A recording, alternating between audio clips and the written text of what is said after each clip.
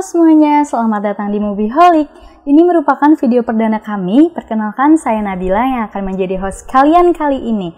Dan merupakan sebuah kebanggaan dan kehormatan untuk saya bisa bergabung bersama teman-teman di channel ini. Karena yang pastinya kita akan membahas hal favorit kita, yaitu seputar movie news, TV streaming, dan hal-hal menarik lainnya. Dengan dirilisnya film Venom yang kedua, Let There Be Carnage, maka kami ingin membahas tentang makhluk-makhluk simbiot keluaran Marvel ini. Dan ternyata ada banyak sekali ya makhluk-makhluk simbiot yang muncul di dalam komiknya.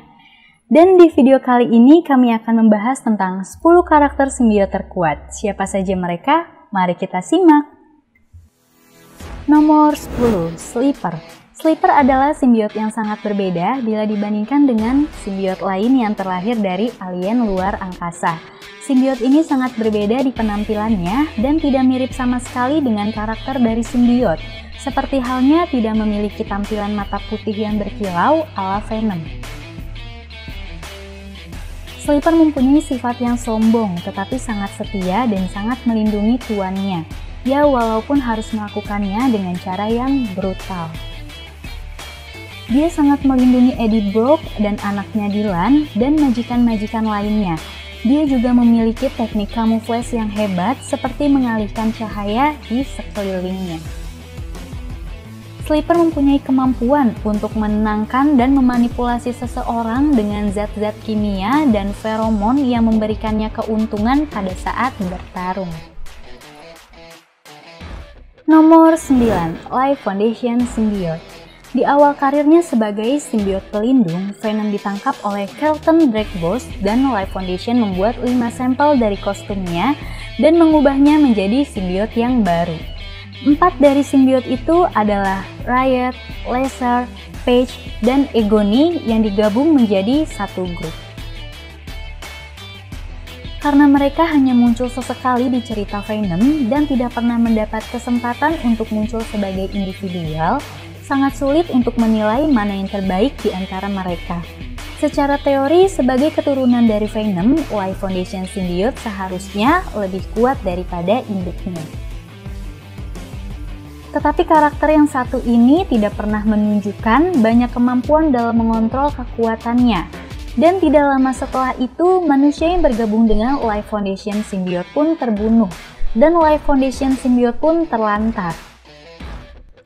Mereka kemudian kembali sebagai simbiot gabungan bernama Hybrid, tetapi bentuk baru itu pun tidak cukup kuat untuk mencegah Venom membunuh majikan dari Hybrid, yaitu Scott Washington. Nomor 8, Scorn.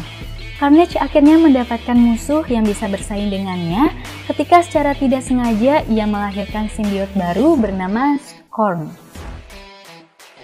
Scorn terikat dengan seorang wanita bernama Tanis Neves. Karena bentuk yang berbeda dari biasanya, maka simbiot Scorn adalah gabungan dari kehidupan biologi dan teknologi.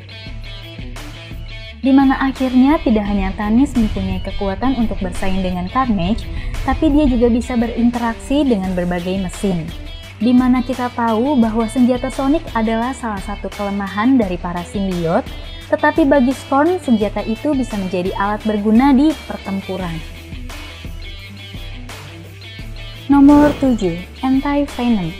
Eddie Brock mendapatkan tipe simbiot yang baru secara tidak sengaja ketika dia terinfeksi kanker.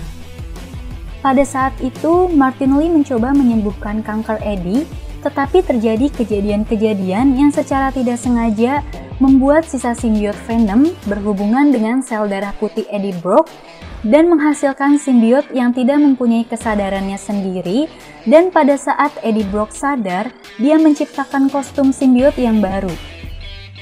Simbiot baru tersebut memiliki kekuatan yang sama dengan Venom, tetapi mendapat sebuah upgrade seperti kekebalan terhadap Sonic dan serangan api, di mana sebelumnya merupakan ancaman yang sangat besar bagi simbiot. Nomor 6, Scream. Donna Diego adalah wanita sakit jiwa yang berada di Life Foundation, yang kemudian menyatu dengan salah satu dari simbiot yang terlahir dari Venom. Dia menjadi seorang penjahat yang dikenal sebagai Scream ketua dari grup simbiot yang melakukan tugas untuk Life Foundation dan bersiteru dengan Spider-Man dan Venom. Dia dikalahkan oleh Venom dan saudara-saudara simbiotnya dibunuh oleh Venom secara brutal, tetapi Donna berjanji akan memperbaiki hidupnya setelah kejadian ini. Well, itu tidak berlangsung lama, di mana pada akhirnya Eddie Brock menjebak Diego dan membunuhnya dengan belati panas untuk mengakhiri Diego selamanya. Kekuatan Donna Diego mirip seperti Venom, simbiot lainnya, hanya saja perbedaan kemampuan di mana dia bisa memanjangkan rambutnya untuk menyerang. Nomor 5. Toxin. Apa yang bisa membuat Venom dan Carnage melupakan permusuhan mereka dan akhirnya bekerja sama? Tentu saja karena Toxin, simbiot pertama yang lahir dari Carnage. Carnage langsung mengetahui bahwa Toxin akan menjadi ancaman yang serius karena pada dasarnya Toxin tercipta akibat penggabungan kekuatan Venom dan Carnage. Untungnya, meskipun Venom dan Carnage takut akan potensi merusak dari Toxin, simbiot ini menunjukkan bahwa dia cenderung membela kebenaran, di mana pada akhirnya simbiot ini menyatu dengan polisi New York bernama Patrick Mulligan dan menjadi superhero. Kekuatannya mirip dengan Venom dan Carnage, tapi Toxin lebih kuat dari mereka berdua. Apabila jatuh di tangan majikan yang jahat, kita tidak tahu kehancuran macam apa yang akan muncul. Sangat memungkinkan Patrick yang baik hati dan seorang yang menyayangi keluarganya ini secara tidak sengaja menekan kekuatan jahat dari simbiot agar tidak berbahaya. Nomor 4. Carnage. Carnage menjadi musuh bebuyutan Venom nomor 1 setelah dia memutuskan untuk berdamai dengan Spider-Man. Carnage lahir dari Venom yang menyatu dengan pembunuh berantai terkenal, Cletus Kasady, dan menjadi salah satu penjahat super yang sadis dan mengerikan di Marvel Universe. Simbiot baru ini jauh lebih mematikan dibandingkan Venom dengan kekuatan dan kemampuan yang lebih kuat. Walaupun Venom menang beberapa kali melawan Carnage, tetapi pada dasarnya Carnage tidak tertandingi. Hanya melalui kemampuan yang tinggi, kemampuan yang berbeda, dan kebencian yang mendalam terhadap Carnage yang membuat Venom bisa menang. Carnage mampu menggunakan tubuh simbiotnya untuk menciptakan senjata tajam ataupun tumpul, dan kekuatan gila lainnya seperti kekuatan untuk melacak jaringan data dan telepon untuk menyerang orang dari sisi lain.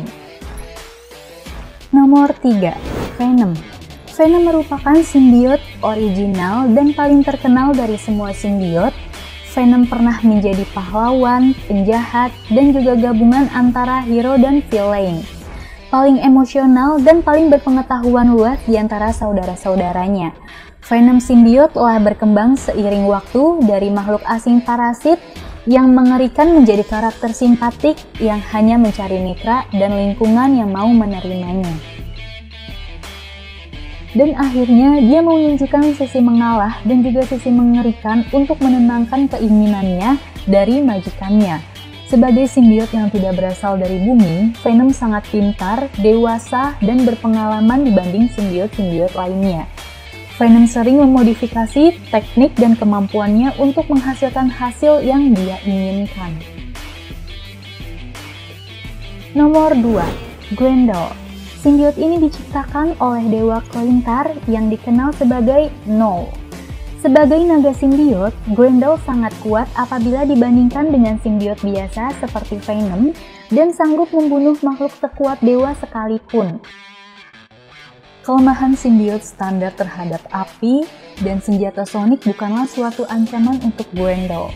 Grendel bahkan bisa mengeluarkan api dari nafasnya.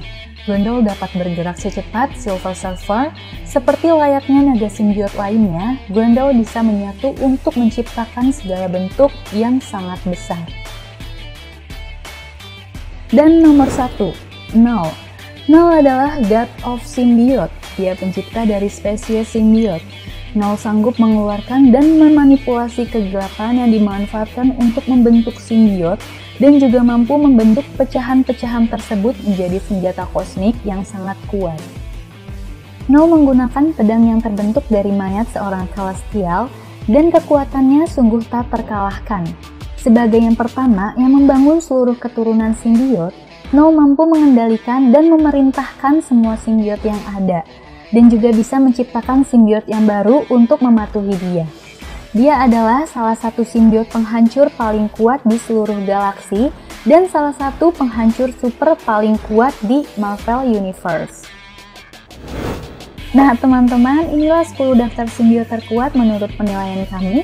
Apakah ada yang kami lewatkan dari list kami? Dan bagaimanakah pendapat teman-teman? Apakah setuju? Silahkan tinggalkan komen kalian di bawah dan mohon supportnya untuk like video ini. Dan jangan lupa subscribe channel kami. Sampai jumpa di video berikutnya. Remember, be strong, be kind, and be super. Bye!